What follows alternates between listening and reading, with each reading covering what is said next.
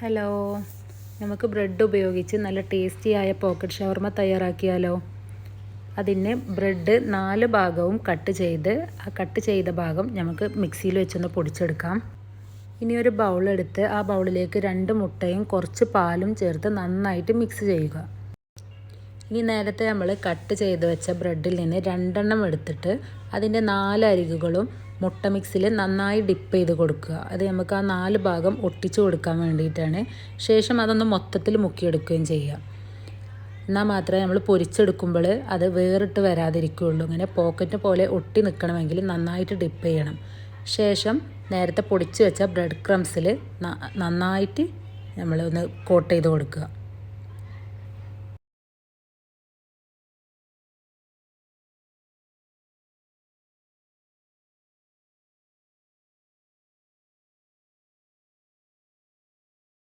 ഇനി ചൂടായ പാനിലേക്ക് എണ്ണ ഒഴിച്ചിട്ട് നന്നായി ചൂടായ ശേഷം മാത്രം ബ്രെഡ് ഇടുക. നല്ല ഹൈ ഫ്ലെയിമിലായിരിക്കണം നമ്മൾ ബ്രെഡ് ഇടുമ്പോൾ, അല്ലെങ്കിൽ എണ്ണ കുടിക്കാൻ ചാൻസ് ഉണ്ട്.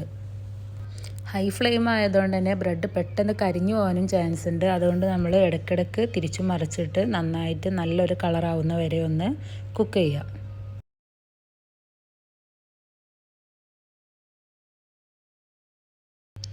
ഇതപ്പോൾ നമ്മുടെ ബ്രെഡ് ഒട്ടും തന്നെ എണ്ണ കുടിക്കാതെ നമുക്ക് കുക്കായി കിട്ടിയിട്ടുണ്ട്. ഇനി നമുക്കിത് എണ്ണയിൽ നിന്ന് മാറ്റി വെക്കാം. ഫില്ലിങ്ങിന് വേണ്ടി ഒരു ക്യാരറ്റ്, അര ക്യാപ്സിക്കം, അര തക്കാളി, അര സവാള, കുറച്ച് കാബേജ് കട്ട് ചെയ്തിട്ട് അതിലേക്ക് മഞ്ഞൾപ്പൊടിയും കുരുമുളക് പൊടിയും ഉപ്പും ഇട്ട് വേവിച്ച ചിക്കന് പിച്ചി ഇട്ട് കൊടുക്കുന്നുണ്ട്.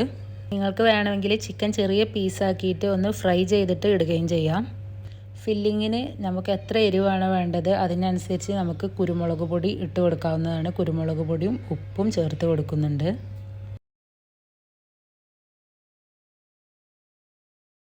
ഇതിലേക്ക് കുറച്ച് മയോണൈസ് ചേർത്ത് കൊടുക്കാം.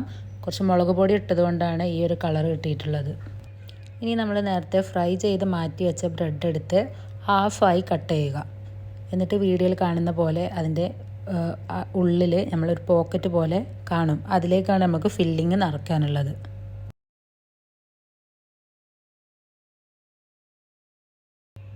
ഇതുപോലെ ബാക്കി എല്ലാ ബ്രെഡിലേക്കും നമ്മൾ ഫില്ല് ചെയ്ത് വെച്ച് കൊടുക്കുക. അപ്പോൾ ഇത്രയേ ഉള്ളൂ ഒരു ബ്രെഡ് പോക്കറ്റ് തയ്യാറാക്കാനുള്ള പണി. നല്ല ടേസ്റ്റിയാണ്. ഒരിക്കലെങ്കിലും ഒന്ന് ട്രൈ ചെയ്ത് നോക്കാം.